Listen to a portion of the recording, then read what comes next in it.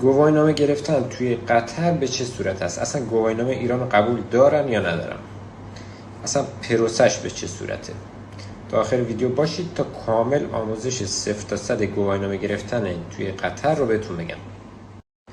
خب چند تا مدل گواهینامه داریم. اول که گواهینامه ایرانه که عادی که اکثرا توی ایران از این گواهینامه استفاده میکنن. گواهینامه ایرانتون وقتی که میخواید بیاید قطر، اگر ویزایی باشید خب باید برید تبدیلش بکنید. تبدیلش میکنید به چی؟ به گواهینامه بین المللی. گواهینامه بین المللی این شکلیه. اینو میبرید توی دفاتر مسافرتی، براتون تبدیلش میکنن به بین المللی. اینو در چه صورت میتونید استفاده کنید؟ در صورتی که شما ویزایی باشید و ماشینتون رنت باشه، یعنی ماشین کرایه‌ای باشه. ماشین شخصی نمیتونید استفاده بکنید. من دارم قوانین رو بهشون میگم.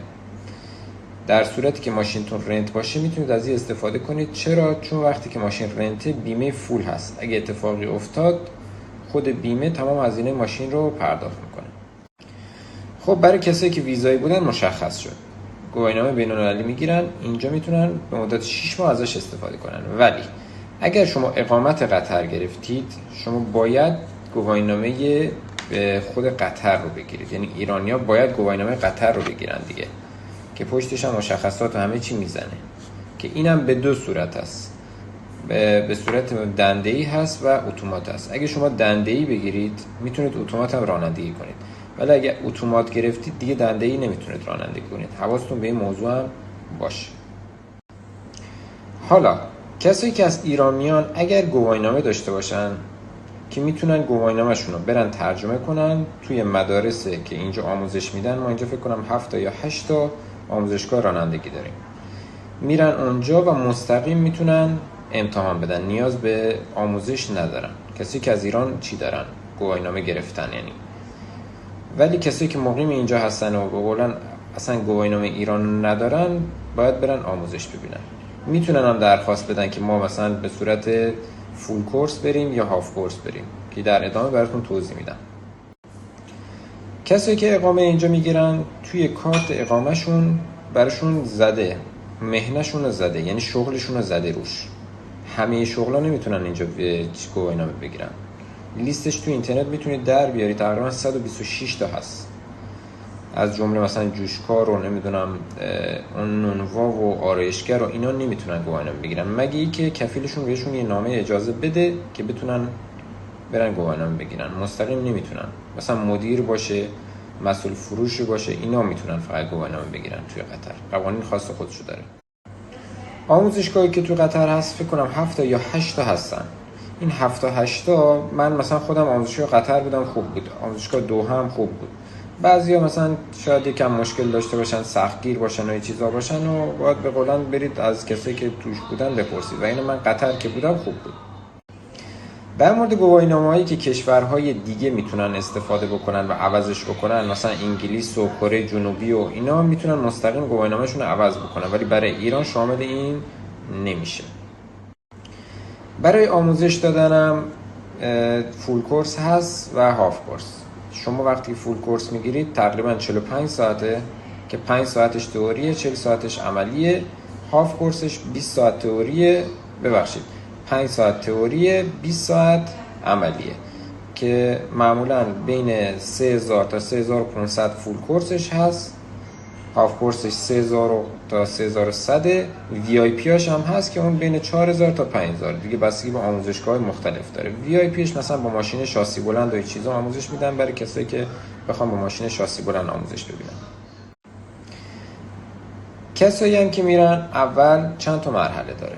مرحله اول شما باید برید تست چشم بدید که سیریال میگیرن، مراکزش هم تو شهر زیاد هست. سیریال که دادید، تستتون که تایید شد، میرید ثبت نام میکنید و مراحلش رو یکی یکی طی میکنید. بعد از اون شما باید امتحان تئوری بدید. امتحان تئوری که میخواید بدید 40 تا سوال هست. 40 تا سوالش رو تو 30 دقیقه باید جواب بدید که 4 تا سوال غلط داشته باشید شما میتونید پاس بشید. موقعی که میخواید شما ثبت نام بکنید 350 ریال میگیرن، بهتون یه اپلیکیشن میدن. اون اپلیکیشن رو شما روش تمرین میکنید، یعنی تست میزنید که بتونید تو امتحان تئوری رو پاس بشید. 30 بار 40 بار، یعنی روزانه چند بار که تست بدید دیگه آسون میشه براتون. زبان فارسی هم ساپورت میکنه. من خودم مثلا انگلیسی زدم، چون زیاد انگلیسی وارد کرده بودم انگلیسی زدم، ولی فارسی هم داره، میتونید از فارسیش هم استفاده بکنید، مشکل خاصی نداره. یکم ترجمهش تحت لفظی هست ولی مشکل خاصی توش نیست. شما که پاس شدید، یعنی اون تئوریتون که پاس شدید، یه نوبتی براتون میده برای شارع. شما شارعتون که پاس شدید، حالا مراحلش رو بعد به صورت ویدیویی براتون توضیح میدم. شارعتون هم که پاس شدید، مراحل بعدیش میره برای پارک ال و پارک دوبل. بعد از اونم دیگه مستقیم میتونید گواهینامه‌تون رو پرینت بگیرید و بهتون بگم. مراحلش رو یکی یکی براتون توی ویدیوهای بعدی براتون توضیح میدم به چه صورت هست. گواهینامه‌هایی هم که بهتون میدن، شما برای قطری‌ها 500 ریال 10 ساله هست، برای این یکی هم 250 ریال باید کارت بکشید و 5 ساله بهتون میدن. برای اونایی که ماشین سنگینه 600 ریال برای قطری‌ها هست و 300 ریال هم برای غیر قطری‌ها هست. در مورد کسایی که گواهینامه‌های کشورهای حوزه خلیج فارس دارن، کشورهای GCC بهشون میگن، بحرین، عمان، کویت، سعودی، قطر و امارات. این چند تا کشور اگه شما گواهینامه‌شو داشته باشید، تا 3 ماه میتونید توی قطر رانندگی بکنید، یعنی کشورهای حوزه خلیج فارس که بهشون میگن GCC. خب مراحل رو در ادامه براتون به صورت ویدیویی توضیح میدم که چجوری امتحان پارک دوبل بدید، پارک ال بدید و شارع. اینو کامل براتون توضیح میدم که بدونید به چه صورت باید امتحان بدید که بتونید راحت تر قبول بشید. ادامه ویدیو حتما ببینید.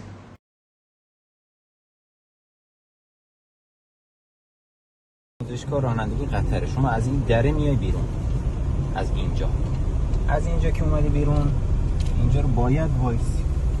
الان ماشین آموزشگاه دارن میان، وای میسی، کسی نبود، حرکت میکنی. این من مسیری که حالا خودم امتحان دادم میرم که بهتون بگم به چه صورت هست.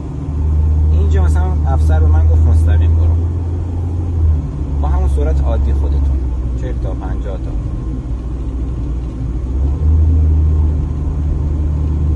کلا توی رانندگی زیر چراغ راهنما زیر 80 تا، بالا 80 تا نباید برید، چون دوربین براتون جریمه میزنه، 500 ریال جریمه. این مسیر رو من رفتم، تقریبا هر جایی که میخوای برید 200 متر قبلش بهتون میگه. من تقریبا اینجاها که رسیدم به من گفت مثلا سیگنال سمت راست. وقتی که اینجا بهت میگه تقریبا 100 متری که رسیدی به اونجا، شما باید راهنما رو بزنید.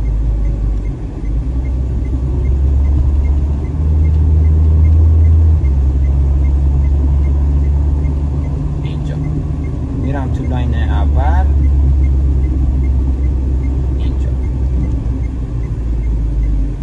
اینجا اگه آور پیاده وایسیده بود که باید وایسی براش، اگر نه اینجا مثلثی میبینید حق تقدم، اینجا باید وایسی. اگه ماشینی نبود بعد حرکت میکنید میرید.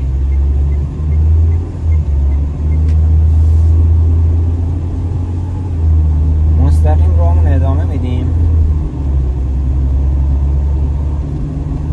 کلا مسیر بود که من رفتم. الان میبینید نوشته 200 متر، بعدش نوشته 100 متر، علامت چی هم گذاشته؟ فلکه. اینجا به من گفت که یوترن کن. من اومدم چی؟ لاین چسبیده به بولوار. این خیلی مهمه که لاین چسبیده به بولوار برای دور زدن هست. میاد اینجا نزدیک فلکه که اومدید، قبل از فلکه کامل وای میسی که کسی تو فلکه نباشه، بعد میرید لاین چسبیده به فلکه. میبینید لاین چسبیده به فلکه، راهنما رو میزنید کامل میچرخونید. 90 درجه مونده بود به جایی که میخواید خروج بکنید، راهنما رو سمت راست میزنید که یعنی من میخوام خارج بشم. از همون لاین خارج میشی میرید اینجا. یعنی من همه قدر رانندگی کردم بهم گفت سمت راست، من اینجا وایسادم دیگه. و سمت راست با احتیاط سمت راست میری، اینجا وای میسی، دنده رو آزاد میکنی، ترمز دستی رو میکشی و پیاده میشی. نفر بعدی ممکن نشست حواسش نبود، دنده ای که اومد گذاشت حرکت کرد، ماشین دنده ای بود، این ترمز دستی رو نخوابونده بود، ماشین خاموش شد. میخوای بیای بیرون، راهنما میزنی میاد بیرون. بعد ماشین خاموش شدن برای ماشین دنده ای نیست، ماشین اتوماتیک نیست، برای ماشین دنده ای. اومدیم اینجا، این نفر دوم الان من نفر اول بودم، این الان نفر دوم. سعی کنید تو نفر اول هم بشینید که به قولن یه اعتماد به نفس بهتری دارید، استرستون کمتر میشه. اینجا بهش گفت یوترن کن. یه اشتباهی که کرد، راهنما رو که زد اومد توی لاین، اینجا یه ترمز بدی زد اینجا که دیگه افسر خیلی ناراحت شد که چرا مثلا از اینجا داری ترمز میگیری تو. شما تا اینجا که اومد کلا ماشین آزاد بکنید، اینجا دیگه شروع بکنید به ترمز گرفتن. قبل از خط وایسید، جایی که خط رو ببینید. درست؟ اینجا یه نکته‌ای که هست برای جایی که میخواید دور بزنید، اینجا یوترن داره و جایی که میخواید دور بزنید، این خط وسط ماشین یعنی جایی که خودتون نشستید، از بولوار که رد شد کلا برگردید. این شخصی که بعد از من نشسته بود حواسش نبود، زود چرخون، ماشینش گیر کرد به بولوار. الان سبز که شد حرکت میکنم بهتون بگم. نکته بعدی هم که هست، شما اگه بخواید دور بزنید توی این لاینه میتونید دور بزنید. اگه لاین بغلیتون بود دیگه نمیتونید شما دور بزنید، فقط با برید دست چپ. خب از اینجا من دور بزنم، ماشین رو صاف نگه می‌دارم، خودم که رد شدم فرمونو میچرخونم. اینجوری دیگه ماشینتون به بولوار گیر نمیکنه. میاد تو لاین این نمیچسبید به بولوار دیگه، اصلا خود ماشین اتومات میاد تو این لاین نزدیک به خیابان. اینجا که شد به خاطر به بولوار زده بود، اینجا بهش گفت وایسا دیگه. زد کنار، نفر بعدی سوار شد. نفر بعدی که سوار شد رفتیم به چهارراه بعدی. اینجا که رسیدیم به اون فلکه. رسیدیم به فلکه، بهش گفت مستقیم برو. اینجا خیلی نکته مهمیه. گفت مستقیم برو یعنی چی؟ شما نه دست چپ داری نه برگشت، پس باید تو لاین سمت راستی بیایی. اینجا وای میسی، وایسیدی کسی نیست، حرکت میکنی. پس وقتی میخوایم مستقیم بریم تو این لاین سمت راستی باید بیایم، نباید بچسبونیمش به بولوار، به فلکه. از اینجا دوباره اومدیم مستقیم رفتیم دوباره گفت که یوترن بکن. الان نفر سومه. اینجا گفت یوترن بکن، پس باید بچسبیم به بولوار. اینجا رو من میارم میچسبونمش به بولوار.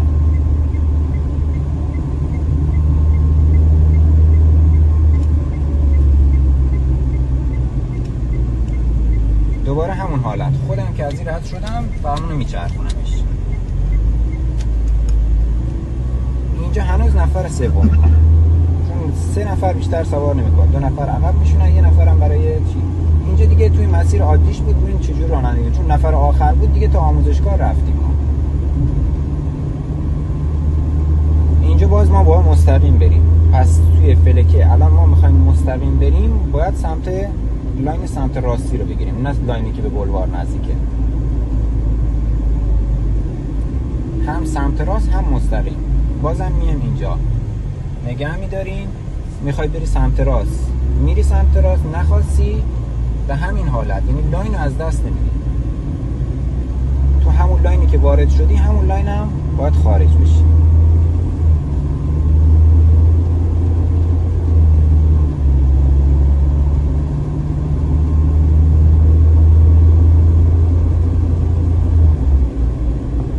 اینجا الان ما میخوایم بریم دست چپ.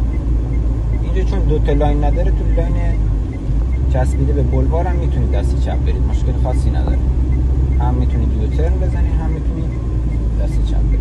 الان ما تو همین لاینی که میخوایم دست چپ بریم، لاین رو نگه دارید. همیشه توی رانندگی حواستون باشه لاین رو نگه دارید.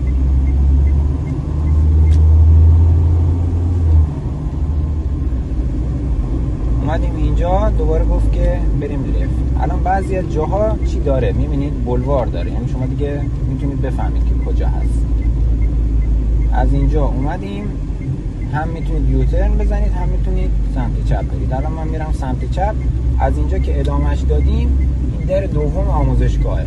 از اینجا بهش گفت که برو توی آموزشگاه. سمت راست میرید، آروم آروم میرید تو رود سرویس. از اینجا وارد شد که رفت داخل آموزشگاه. این هم آموزشگاه.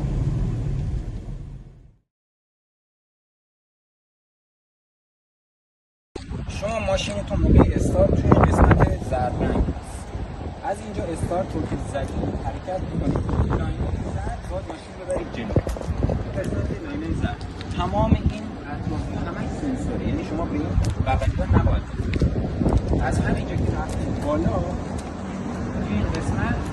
قبل از این خطی که شطرنجیه این قسمت ماشین تا قبل از این رفته استوب میکنید، ترمز دستی رو میکشید، دنده هم آزاد. اگه ماشین دنده آزاد میکنید، اگه ماشین اتوماته بازم دنده آزاد میکنید برای حرکت. دوباره دنده رو میذارید حرکت. موقعی که میخواید برید بالا ترمز دستی رو میخوابونید و خوابوندید میارید ماشین تا اینجا، تا این قسمت، تا اینجا که رسید دوباره میاد دنده عقب. موقعی که میخواید بیاید دنده عقب سعی بکنید این خط زرده تقریبا یه وجه با لاستیکتون فاصله داشته باشه، یعنی فاصله یه وجهی بیاید پایین، میایید پایین تا برسید به سر پیچ. اینو بذارید علامت. تو آموزش‌های بعدی بهتون نشون میدم. اینو بذارید علامت. به این که رسید، یعنی ماشینتون گوشه سمت عقب ماشین به این چی که رسید، از اینجا کامل فرمون رو برگردونید. فرمون رو که برگردوندید، ماشین که به صورت صاف در اومد، ماشین دقیقاً تو آینه تنظیم میکنید و تو همون مستطیل اول پارک میکنید. فقط با حواستون باشه به هیچ کدوم از این سنسورها نخورید، چون این سنسور رو بخورید فیل میشه.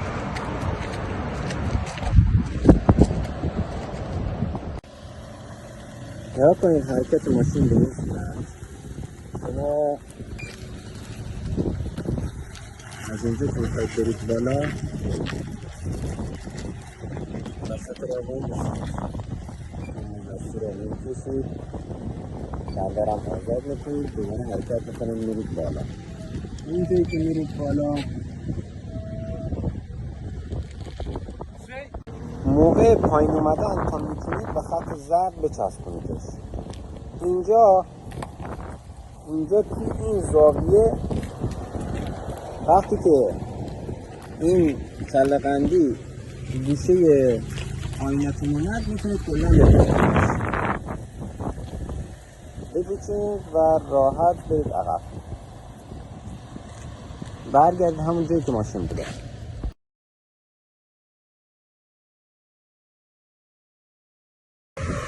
امتحانات دو قسمتی هست. یکیش اینه که بهتون نشون بدم، این قسمتش هم پارک دومه که معمولا تو ایران هم داشتن. این قسمت زرد این قسمت قرار گرفت. توی این قسمت که قرار گرفت ماشین میاد علامتی که اینجا هست رو اینجا نمی‌بینید. این علامتی که ما اینجا داریم رو برای نشونه گذاشتم، برای همین بلندتر از بقیه هست. یعنی اگه بخوایم شما تنظیم بکنید باید روی این تنظیم بکنید. حالا تو آموزش رانندگی توی پارک بهتون نشون میدم که چجوری ازش استفاده کنید. اینجا که رسیدید کلا ماشین سمت راست میچرخه تا جایی که این علامته با اون آینه‌تون مماس بشه. بعد از اون کلا فرمون رو برمیگردونید. اگه اون اصول رو رعایت بکنید دقیقاً ماشین میاد سر جایی که میخواید پارک بکنید. ماشین اومد عقب، نیاز نیست صاف هم بیاد عقب. میتونید دوباره یکم برید جلو که ماشینتون توی این قسمت قرار بگیره. اینجا یه دوربین بالای سرتون هست. یه دوربین هم اون قسمت برای که ماشینتون ببینید چجوری وای میسه برای برگشتن. دوباره 50 سانت برمیگردید عقب، ماشین رو میارید بیرون. این لاین قرمز نباید شما خارج بشید. ماشین برای بیرون اومدن از این لاین نباید خارج بشه. دوباره برمیگردید تو همون پارک زرد، ماشین توقف میکنید، ترمز دستی رو میکشید و امتحانتون تمام شد. برای پارک دوبل شما از کله‌قندی ها یکیش بلندتر از بقیه هست. اینجا به محض که رسید به گلگیر فرمون کامل برمیگردونید. من خودم شخصا یه نشونه اینجا گذاشته بودم، یعنی اینجا رو که دیدید تو آینه کلا فرمون رو برمیگردونید توی پارک. شما اومدید توی پارک میتونید در حد 50-60 سانت برید جلو که به سنسورهای عقبی هم نخورید. این در حالتی که وسط قرار میده. دوباره همونجور فرمون رو برمیگردونید. حالا اینجا از پارک خارج میشید و آینه‌تون به اون علامت کله‌قندی که مماس شد راحت میاد بیرون. چند بار که تمرین کنید به راحتی قلقش دستتون